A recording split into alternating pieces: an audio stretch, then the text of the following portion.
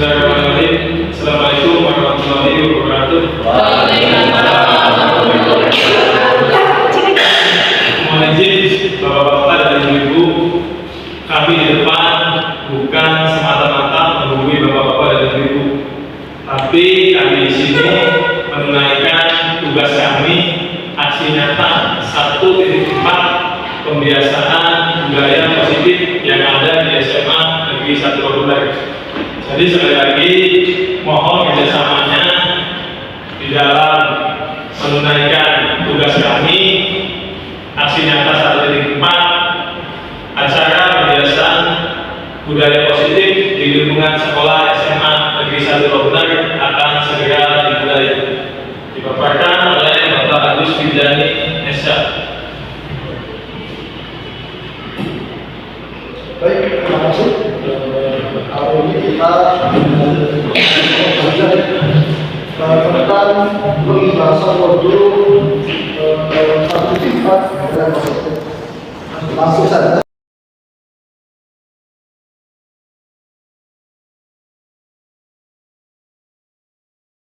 Langsung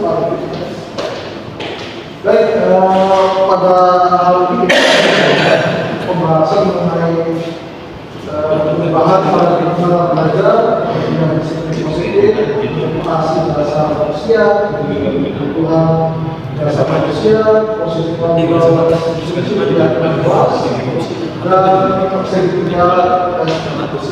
untuk yang pertama ini adalah satu perubahan paradigma.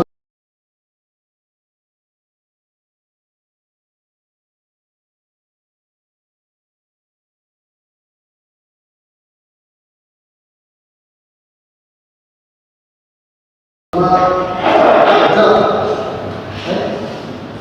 di sini ada teori bahwa di pendidikan terbaru ini yaitu di mana kita sebagai guru harus melakukan pembelajaran secara diferensial, di mana ada beberapa pertanyaan yang sering kita lakukan yang namanya ilustrasi bahwa guru mengontrol pertama. Yang kedua, ilusi bahwa semua pengolahan positif efektif dan bermanfaat. Kemudian ilusi bahwa kritik dan perbuatan orang merasa bersalah. Kemudian yang keempat, ilusi bahwa orang dewasa pernikahan untuk bahasa ini. Poin-poin ini akan menjadi pembahasan pada video.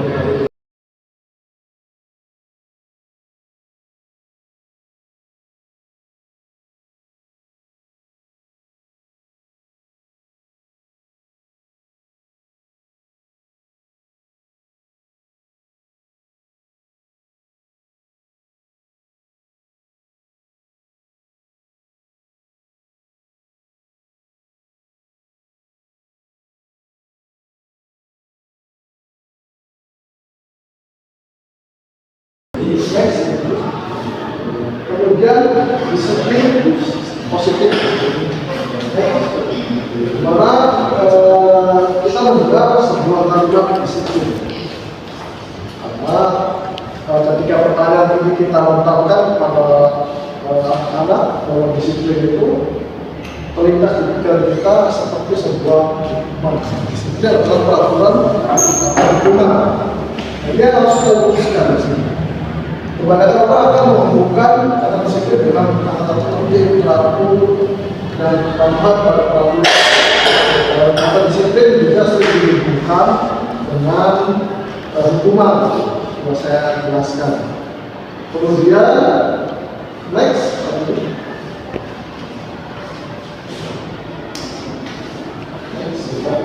Nah, berdasarkan ajaran dari filosofi Ki Hajar Dewantara mengatakan bahwa di mana ada kemerdekaan, kemudian disinilah harus ada disiplin yang kuat. Jadi disiplin itu harus ditumbuhkan secara alami pada seseorang. Jadi tidak bisa dipaksakan oleh seseorang. Jadi bagaimana kita sebagai guru memunculkan disiplin secara alamiah. Next. Nah, kemudian di sini kemudian ada dua materi sejarah dan mengatakan dia dosen dalam bukunya struktur disiplin, di mana arti dari kata disiplin berasal dari kata bahasa Latin disiplin yang artinya belajar. Next. Nah, kemudian dengan kata lain seseorang yang memiliki disiplin berarti mereka harus bertanggung jawab terhadap apa yang dilakukan karena mereka berdasarkan tindakan mereka pada nilai-nilai kebajikan universal. Next. Nah, sini ada nilai-nilai kebajikan universal. Kita punya profil pelajar Pancasila, diantaranya ada beriman dan berkata pada Tuhan yang Maha Esa, kemudian ada mandiri, kemudian bergotong royong, kemudian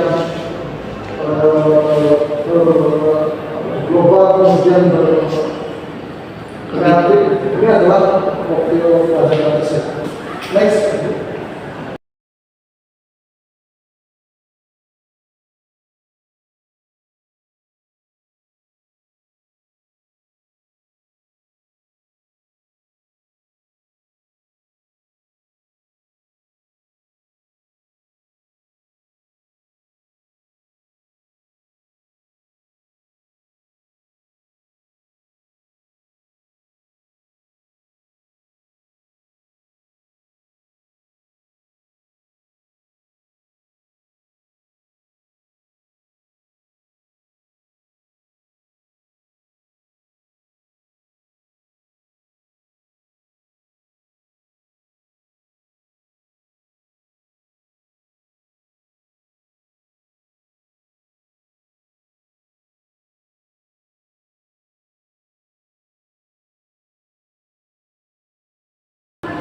Nah, untuk poin baik, yang ketiga itu tentang motivasi perilaku manusia ya. Mari kita tanyakan ke diri kita sendiri bagaimana kita berperilaku, kemudian mengapa kita melakukan segala sesuatu, kemudian apakah kita melakukan sesuatu karena adanya dorongan dari lingkungan atau ada dorongan dari yang lain. Terkadang kita melakukan sesuatu karena kita menghindari rasa sakit atau kita tidak nyaman. Terkadang kita juga melakukan sesuatu yang mendapatkan apa yang kita mau. Dia dosen dalam Turin 10 disiplin, di mana mengatakan ada 3 motivasi perilaku manusia.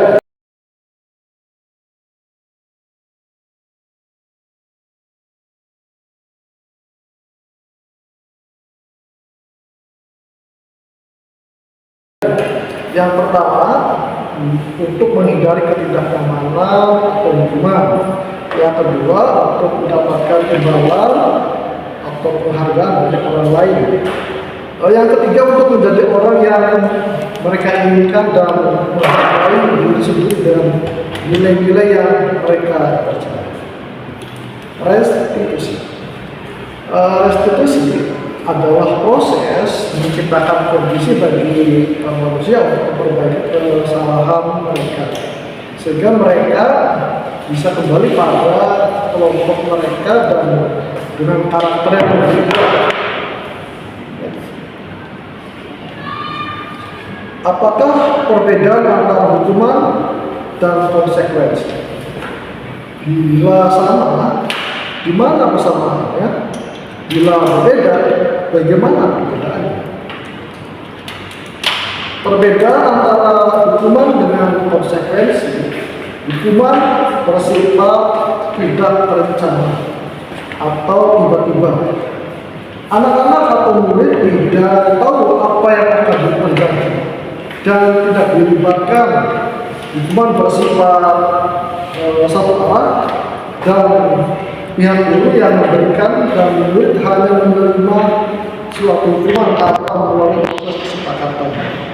Sementara di sini dalam bentuk konsekuensi sudah terencana atau sudah disepakati, sudah dibahas dalam dan disetujui oleh murid dan guru. Umumnya bentuk-bentuk konsekuensi dibuat oleh pihak. Penghargaan menghukum.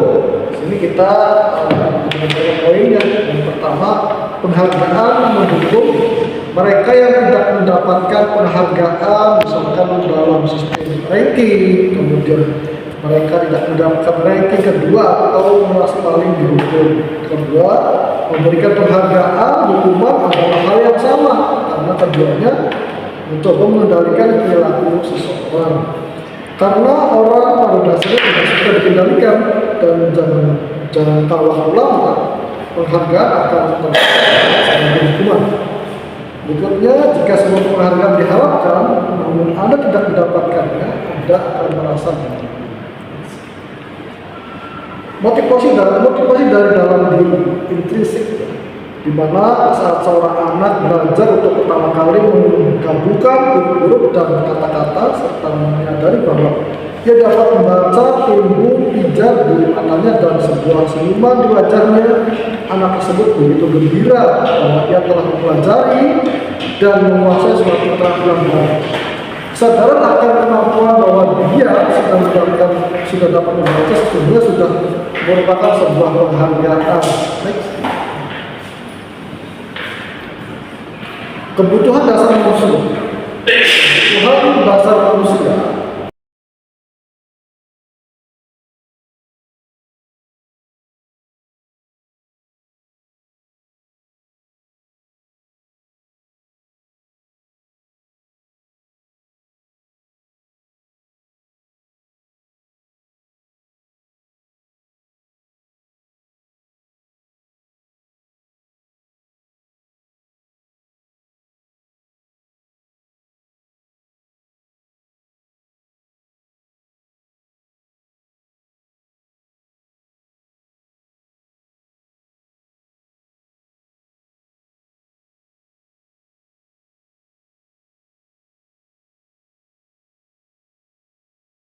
Itu ada 5. Yang pertama, kebutuhan bertahan hidup.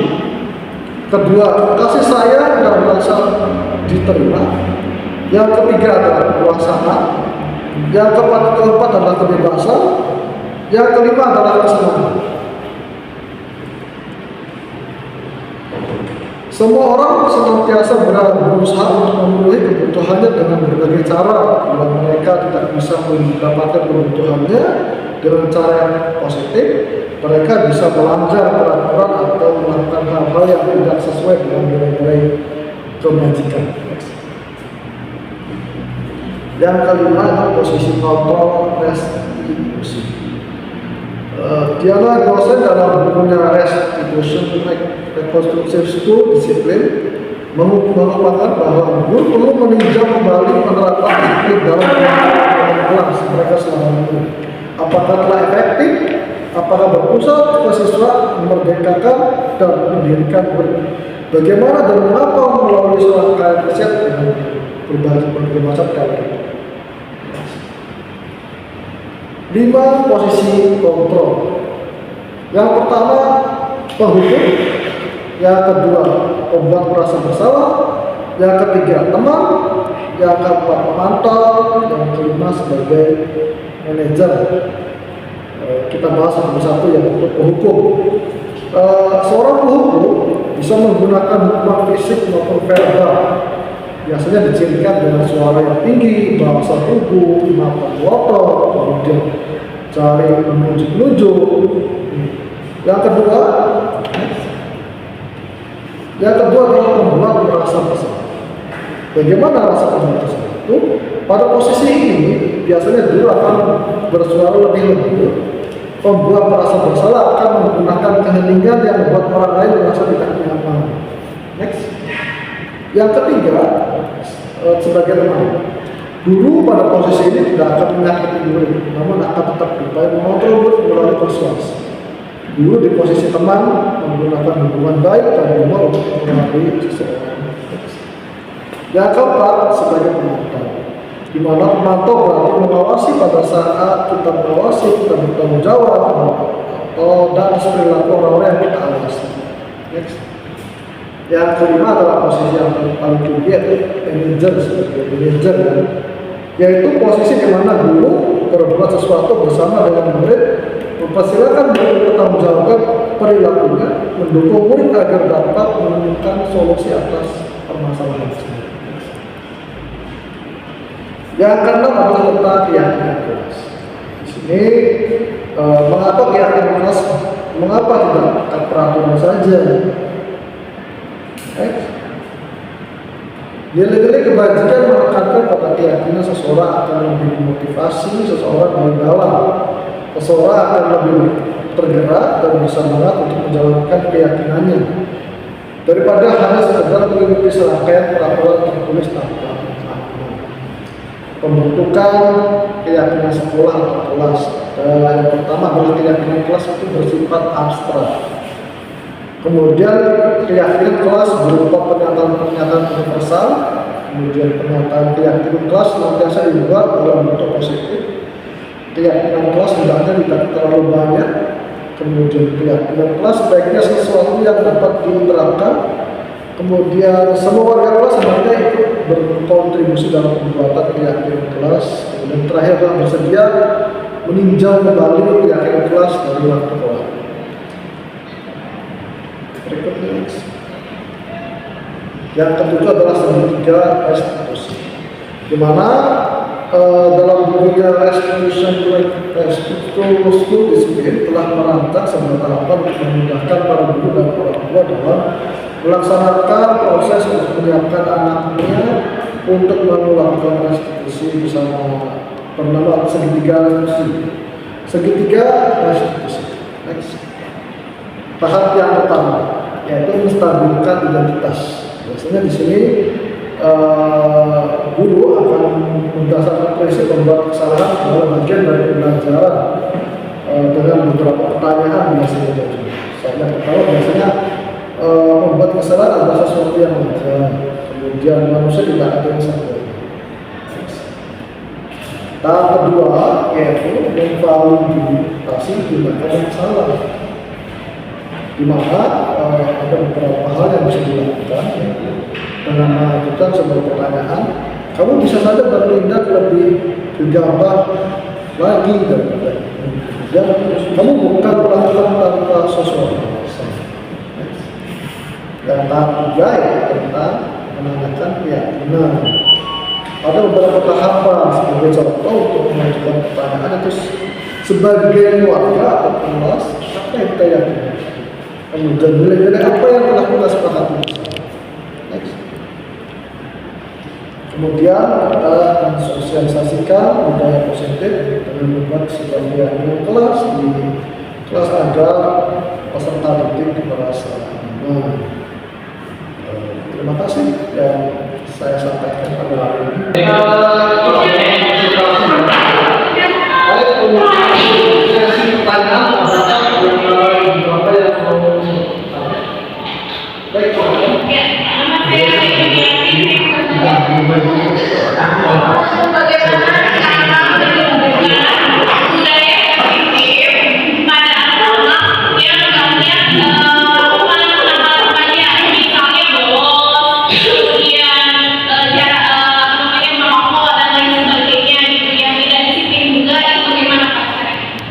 Baik, ada pertanyaan lain?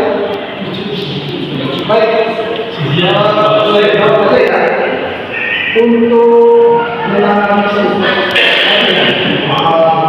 melanggar tertib bolos, ulama, kita bisa mengatakan itu segitiga restitusi. Pertama siswa tersebut kita panggil ke ruangan khusus. Kita sembunyi karena diketahui oleh orang banyak.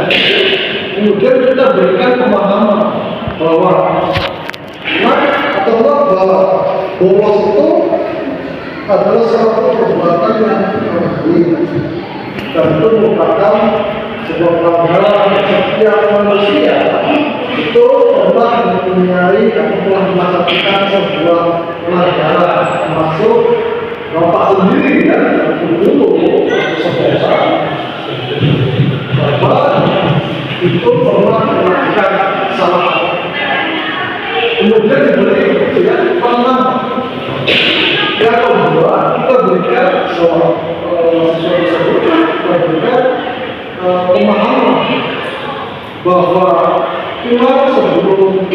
yang pada selesai adalah sebuah kesalahan dari suaminya yang mengatakan kuliah saya itu pulang sekolah itu yang sebelum jam selesai itu adalah sebuah kesalahan.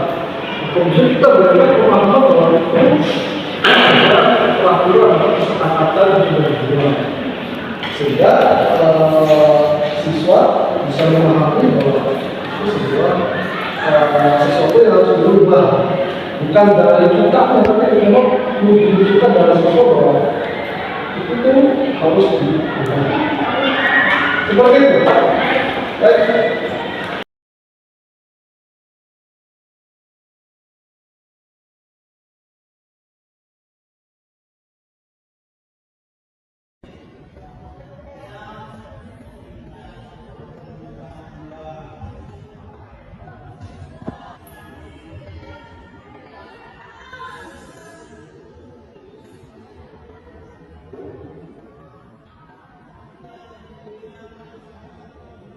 Selamat siang anak-anakku. Baik, pada hari ini kita akan mulai pembelajaran hari ini ya. Untuk pengawalan, siapa yang mau memimpin berdoa? Silakan. Ya. Saya Pak. Ya, silakan. Sebelum belajar, marilah kita berdoa. Berdoa di dalam hati, mulai.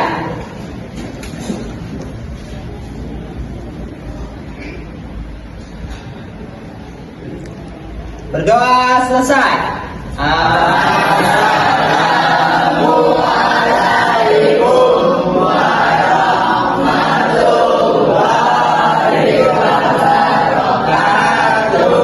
Assalamualaikum warahmatullahi wabarakatuh.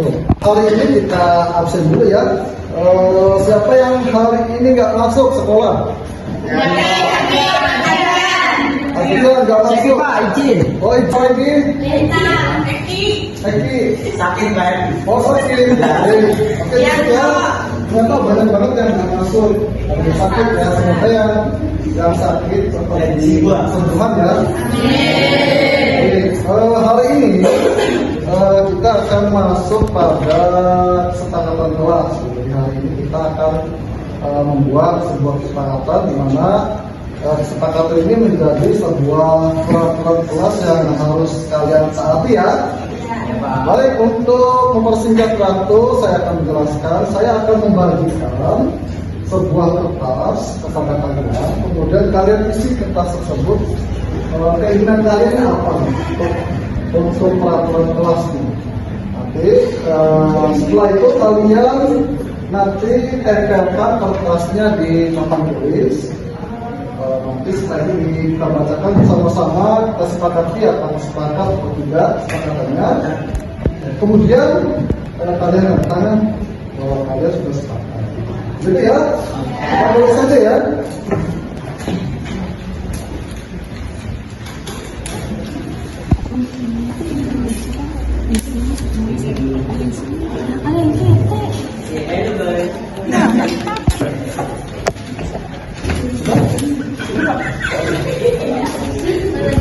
Baik, murid-muridku yang saya sayangi, sudah menerima kertas dari saya? Sudah. Baik, silakan diisi sesuai dengan keinginan kalian. Kalian mau apa nih peraturan di kelas ini? Silakan ditulis, silakan dikasih waktu 5 menit.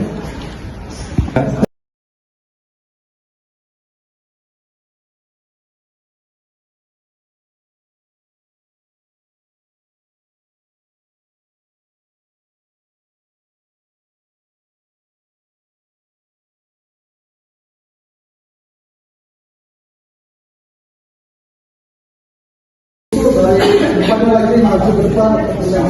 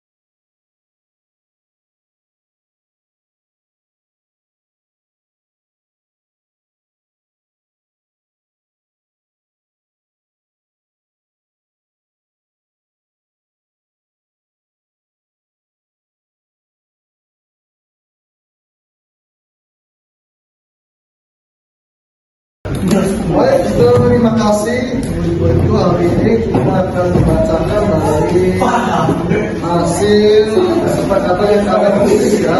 Saya akan bacakan di sini yang pertama.